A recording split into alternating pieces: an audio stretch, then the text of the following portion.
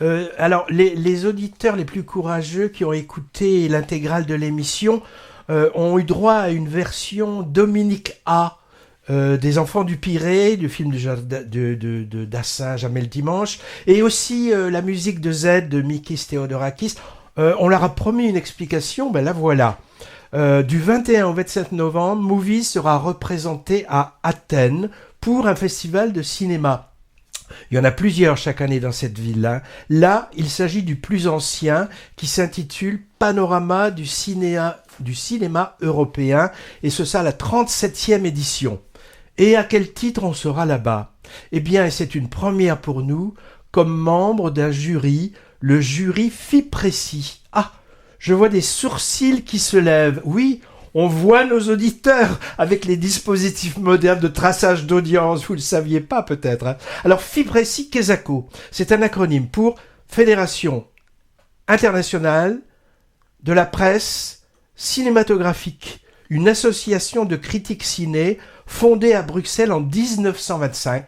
Et tu étais un des premiers membres. Et donc bientôt centenaire, et dont le siège est maintenant à Munich. On en fait partie pour nos bons et loyaux services rendus à parler de cinématographie venant du monde entier, visible en salle. Cette entité mandate les journalistes ciné dans de nombreux festivals internationaux pour y donner un prix parmi les longs métrages en compétition. Alors évidemment, un prix de la critique internationale est moins connu qu'une palme cannoise, un ours berlinois ou un lion vénitien.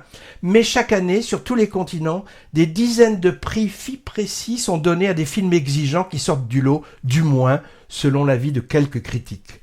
En plus des 3 grands festivals européens cités, une centaine de festivals moins connus ont un jury de critiques internationaux sur les 5 continents, de Abu Dhabi à Buenos Aires en passant par Moscou et Ouagadougou, et Athènes donc. Un prix annuel du meilleur film est aussi décerné à un long métrage par cette organisation. En 2023, c'était Les Feuilles mortes d'Aki Kaurismäki, choix on ne peut plus judicieux. Alors, à quoi ça sert tout ça, me direz-vous, hein, Patrick ?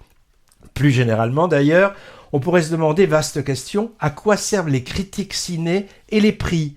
Bah peut-être pas à grand-chose. Hein. Si on pense que l'avis d'une personne ou d'un jury sur un film a une incidence sur son parcours, je pense que c'est pas ou plus très vrai. Les critiques, qu'elles soient bonnes ou mauvaises, sur une œuvre cinématographique ne sont guère prescriptrices au niveau du public, hein, dans un sens ou dans un autre. Et à part peut-être les Oscars et les prix distribués à Cannes, les trophées ne font pas systématiquement venir les gens dans les salles. On peut aussi questionner la pertinence de mettre en compétition des œuvres d'art pour déterminer la plus réussie soi-disant. C'est le cas aussi pour les livres, les pièces de théâtre ou les chansons d'ailleurs. Hein. On a le droit de trouver ça incongru.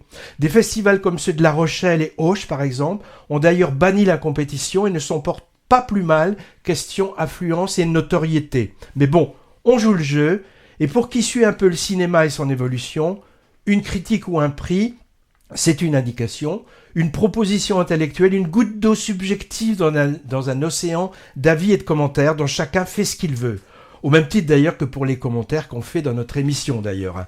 À Athènes, en plus de m'exercer à donner un avis circonstancié sur des longs métrages en compétition, avec 2 autres collègues membres du jury, une activiste écolo grecque et un philosophe croate, je suis censé dire un mot à un colloque adossé au festival. Un colloque, c'est pas un membre d'une colocation, hein. C'est un meeting où on cause. J'aurais dû prononcer colloque avec 3 L.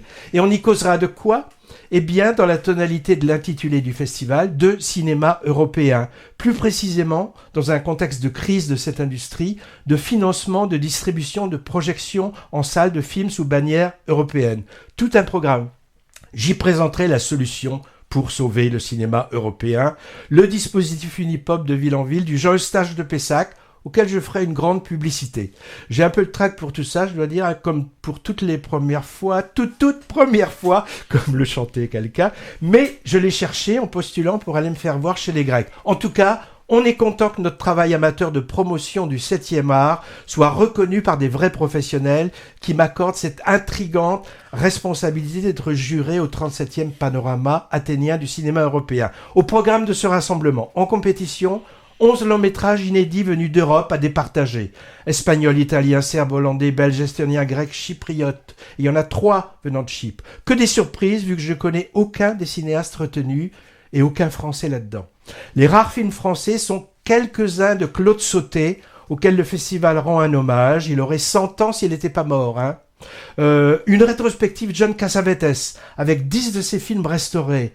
Alors, il n'est pas européen Cassavetes, mais en fait il est d'origine grecque, donc c'est pour ça qu'on le met ici. Super occasion de revoir Gina Holland qui nous a quittés cet été, par exemple dans les magnifiques Gloria ou Opening Day. Hommage encore à Roger Corman, avec quelques-uns de ses séries B voire Z des années 60. Il est décidé aussi récemment. Plus quelques avant-premières, dont La Pivoleuse, le prochain Guédiguian, et La Divine, avec Sandrine Kiberlin en Sarah Bernhardt. Et plein d'autres choses, dont pas mal de films grecs, anciens et modernes. On n'est jamais mieux servi que par soi-même. Soit en tout, une 60aine de longs métrages, plus quelques courts métrages. Voilà pour le Festival d'Athènes du 21 au 27 novembre. Compte rendu la prochaine fois si je survis à l'épreuve.